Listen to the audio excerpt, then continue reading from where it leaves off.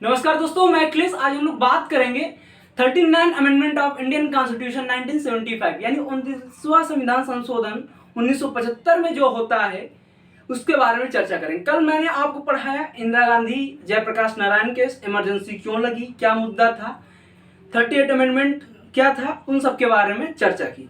ठीक है, तो आज हम लोग बात करेंगे 39 अमेंडमेंट। 38 के बाद 39 अमेंडमेंट होने में ज्यादा टाइम नहीं लगा। 2 महीने के अंदर 2 महत्वपूर्ण अमेंडमेंट हो गए, 38वां और 39वां। बहुत तेजी से अमेंडमेंट हुआ, इसके बारे में जानेंगे। इतनी तेजी से अमेंडमेंट क्यों हुआ, क्या था, क्या हमारे कॉन्स्टिट्यूशन में, फिर से बताऊंगा कि जो पिछला लेक्चर यानी 38 अमेंडमेंट है, जिन लोगों ने नहीं देखा उसको जरूर देखें। ठीक है, एक इंपॉर्टेंट बात है कि आज मैं थोड़ा बाहर गया तो मुझसे मेरा सहपाठी, व्यक्ति, दोस्त या मेरा स्टूडेंट, कुछ भी कह सकते हैं, उन्होंने मुझसे ही बस एक क्वेश्चन पूछा, भैया आप इतना अच्छा पढ़ाते हैं और आपके व्यूज बहुत कम आते हैं। तो मेरे मुंह से एक ही शब्द निकला कि कैरी मिनाटी की कंपेयर में आप अमित बड़ाना को नहीं कर सकते, क्योंकि कैरी मिनाटी जो करता है वो अमित बड़ाना नहीं करता है, और जो अमित बड़ाना करता है वो कैरी मिनाटी नहीं करता है। इसलिए आप किसी की तुलना किसी से मत करें। मैं अपना कार्य कर रहा हूं, वो अपना कार्य कर रहा है, हर इंडिविजुअल अपना कार्य कर रहा है। ठीक है, हर इंडिविजुअल अपना कार्य कर रहा है। मेरा कर्तव्य है आप सभी को कुछ ना कुछ डेली नया देना, जो आपके पढ़ाई से रिलेटेड। आप सभी का कर्तव्य पढ़ना। जरूरी नहीं कि हर बच्चा एक ही जगह से पढ़े या मुझसे जो मैं पढ़ाऊं उसको समझ में आए। मैं खुद को नहीं कह रहा हूं कि मैं इतना अच्छा पढ़ाता हूं। ठीक है, उनको वो बात अच्छी लगी कि मैं उनको पढ़ाता हूं। मुझे भी सुन के थोड़ी प्रशंसा हुई कि चलो मैं किसी के कार्य में आ रहा हूं, किसी के थोड़ा काम में आ रहा हूं। लेकिन जरूरी तो नहीं है ना कि जो मैं पढ़ाऊं सबको पसंद आए। इसलिए आप मेरे व्यूज या मेरे वाचिंग टाइम सब्सक्राइबर पे ना जाइए। अगर आपको अच्छा लग रहा है तो आप सपोर्ट करें, नहीं तो निसंदेह आप अपना कार्य करें, हम अपना कार्य कर रहे हैं। मुझे कोई किसी से शिकवा, ग्लानि, किसी से कुछ भी शिकायत नहीं है। आप सभी का बस एक ही उद्देश्य होना चाहिए, सिलेक्शन। कहीं से किसी भी तरीके कुछ भी पढ़ें, कैसे भी पढ़ें, कहीं से पढ़ें, किसी भी से पढ़ें, कुछ भी पढ़ें, लेकिन आप सभी का एक परम उद्देश्य होना चाहिए, सिलेक्शन। क्योंकि आप घर से बाहर आए सिर्फ सिलेक्शन के लिए। मैंने उस बच्चे को भी यही कहा, उस दोस्त को यही कहा, और मैं आप सभी से भी यही कहना चाहूँगा कि मैं जितना अकेले कर सकता हूँ कर रहा हूँ। क्योंकि मुझे भी अपना खर्चा निकालना है, मुझे भी और बहुत चीज़ें खुद को पढ़ना है, तभी आप सभी को पढ़ा पाएंगे। क्योंकि एक टीचर तभी बन पाता अच्छा टीचर जब वो खुद, जब तक पढ़ा रहा है, पढ़ रहा है, जब तक पढ़ नहीं रहा तब तक वो पढ़ा ही नहीं पाएगा। इसलिए मैं इतना टैलेंटेड हूँ। माता सरस्वती का बस आशीर्वाद चाहिए कि जीवन भर जब तक आप सभी की सेवा कर सकूं तो निसंदेह फ्री में कर सकूं, बस इतनी ही कोशिश रहेगी। ठीक है, तो चलिए आज देखते हैं। तो देखो, पिछले अमेंडमेंट यानी 38 अमेंडमेंट में मैंने पढ़ाया कि इंदिरा गांधी ने किस तरीके से क्या क्या किया, जयप्रकाश नारायण का मुद्दा क्या था, और ये मुद्दा बस उसी ले उठा। यानी जो 29वां संविधान संशोधन हुआ, जब जयप्रकाश नारायण वाला केस हुआ, यानी कि इंदिरा गांधी जयप्रकाश नारायण केस हुआ, और इलाहाबाद हाईकोर्ट ने कहा कि ये जो सीट पे इलेक्शन हुआ इसको रद्द किया जाता है, यानी इस इलेक्शन को निरस्त किया जाता। उसी के बाद फटाफट इंदिरा गांधी ने अमेंडमेंट करना स्टार्ट कर दिया, और 29वां अमेंडमेंट क्या किया इसके बारे में चर्चा करें। लेकिन फिर से कहेंगे, आप सभी से हाथ जोड़ के रिक्वेस्ट है, जिन लोगों ने 38 अमेंडमेंट नहीं देखा है प्लीज जाके देखें, क्योंकि आपको तभी ये चीज समझ में आएगी। ठीक है, तो चलिए देखते हैं। 39वां संविधान संशोधन 1975 ये क्या था। 39वां संविधान संशोधन 1975, 39वां संविधान संशोधन 1975 में क्या था, राष्ट्रपति, उपराष्ट्रपति, ठीक है, प्रधानमंत्री और लोकसभा अध्यक्ष। ठीक है, देखो जयप्रकाश नारायण का जो केस हुआ इंदिरा गांधी के साथ, उसके बाद पूरी जनता जागरूक हो चुकी।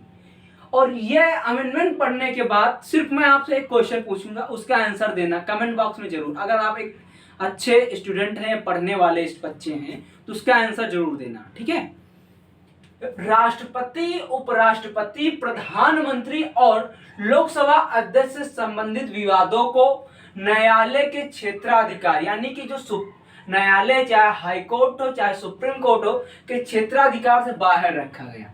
इस अमेंडमेंट के द्वारा क्या कहा गया कि जो राष्ट्रपति है, उपराष्ट्रपति है, प्रधानमंत्री है और लोकसभा अध्यक्ष से संबंधित विवादों को न्यायालय के क्षेत्राधिकार से बाहर रखा गया, और इन सबका निर्धारण संसद द्वारा, किसके द्वारा? संसद द्वारा, प्राधिकरण के द्वारा तय किया जाएगा। यानी इनका जो विवाद है वो संसद द्वारा एक प्राधिकरण यानी ट्रिब्यूनल, एक कमेटी बनाई जाएगी, उनके द्वारा तय किया जाएगा। ठीक है, एक चीज बताइए, जो क्वेश्चन पूछना तो वही पूछ रहा हूं, राष्ट्रपति, उपराष्ट्रपति, प्रधानमंत्री और लोकसभा अध्यक्ष, यानी कि उपराष्ट्रपति कहाँ होता है? राज्यसभा के अध्यक्ष, पदेन सभापति होता है। ये चीज आपको पता है। ठीक, इतनी बात तो समझ में आ गई। तो यानी कि जो भारत के सबसे उच्च वर्ग, सबसे एक अच्छे लीडर हैं, जो एक उच्च पद पर हैं, राष्ट्रपति, उपराष्ट्रपति, प्रधानमंत्री और लोकसभा अध्यक्ष, यानी कि ये जो 4 पद हैं, आप सभी को पता भारत के सबसे उच्च पदों में हैं। ठीक है, इनको क्या किया कि न्यायालय से बाहर कर दिया, यानी ये कुछ भी कर रहे हैं, कोई भी कार्य कर रहे हैं, इनका जो क्षेत्राधिकार है वो न्यायालय के अंतर्गत नहीं आएगा। तो ये बताओ, ये अमेंडमेंट क्या देता है कि आप कुछ भी करें, आपके ऊपर न्यायालय कुछ भी नहीं कर सकते। ये एक गलत इम्पैक्ट पड़ता है ना, ये हमारे कॉन्स्टिट्यूशन के अकॉर्डिंग गलत इम्पैक्ट पड़ता है।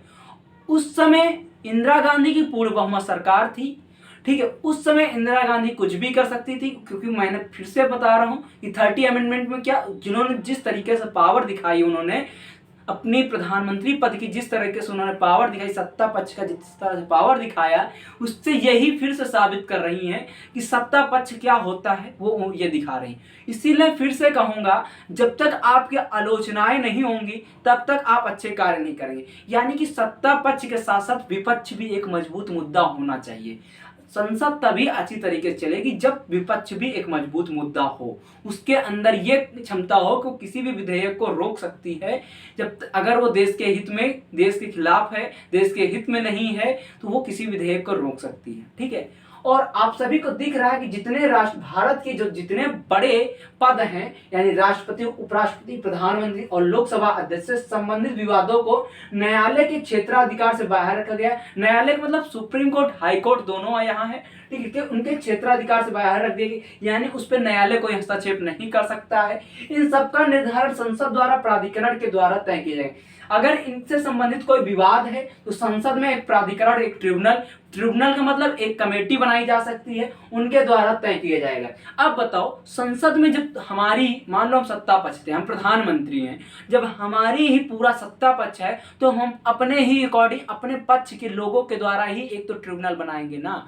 एक ट्रिब्यूनल बनाएंगे तो वो हमारे खिलाफ कभी कोई बात बताएगा? कभी नहीं बताएगा। इससे क्या होगा? हम जो चाहेंगे वही करेंगे, हम अपनी मर्जी के अकॉर्डिंग करेंगे। देश के लिए अच्छा कर रहे हैं या बुरा कर रहे हैं, कोई दिक्कत नहीं, क्योंकि मैं तो प्रधानमंत्री, मेरे पास सत्ता पक्ष है। सत्ता पक्ष इतना भी मिसयूज ना किया जाए कि वो देश के हित में ना हो, देश के खिलाफ हो, देश के हित में ना हो, देश के खिलाफ हो। ठीक है, यानी कि सीधी सी बात क्या है कि राष्ट्रपति, उपराष्ट्रपति, प्रधानमंत्री और लोकसभा अध्यक्ष से संबंधित विवादों को न्यायालय से बाहर कर दिया गया।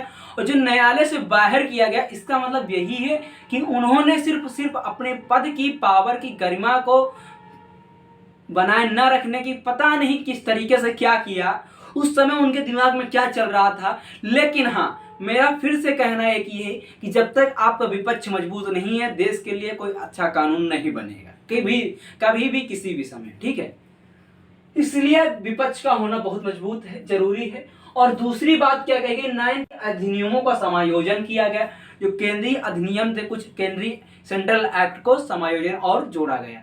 तो ये था आपका 39 अमेंडमेंट ऑफ इंडियन कॉन्स्टिट्यूशन, जो 1975 में होता है। इस समय प्रधानमंत्री कौन होते हैं? श्रीमती इंदिरा गांधी जी।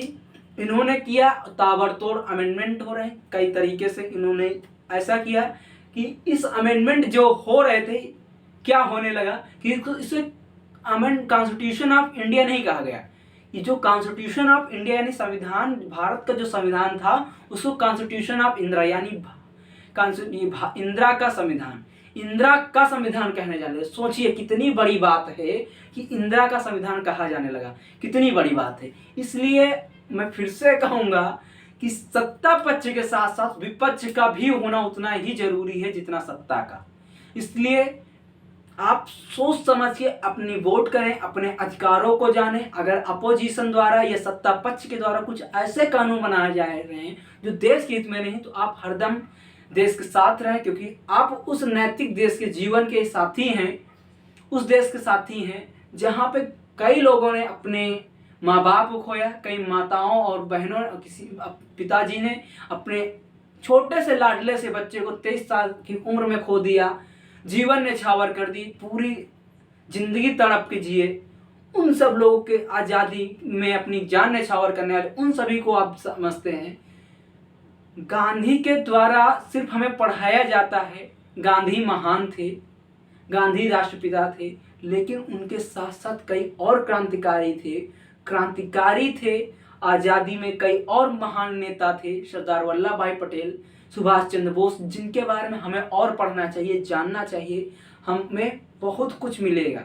और आई होप ये जीएस एक जनरल साइंस एक ऐसा टॉपिक है, अगर आप पढ़ेंगे तो सिर्फ आप ये ना सोचें कि हमें नौकरी के लिए पढ़ना है, आप भारत को जानने के लिए, विश्व को जानने के लिए पढ़ें। निश्चित तौर पे आप एक अच्छे पद पे सिलेक्ट होंगे, एक निश्चित तौर पे आप आईएएस, पीसीएस, आरओ, एआरओ, मतलब एक ऐसे पद पे सिलेक्ट होंगे, चयनित होंगे जहां पे आपके परिवार की, आपकी गरिमा समाज में बढ़ेगी निश्चित तौर पे। तो आज के साथ इतना ही। आई होप ये वीडियो आपको पसंद आया, अगर अच्छा लगे तो लाइक करो, शेयर करो, सब्सक्राइब करो। जय हिंद दोस्तों, बाय, गुड नाइट। पढ़ते रहे, मुस्कुराते रहे। जय हिंद दोस्तों।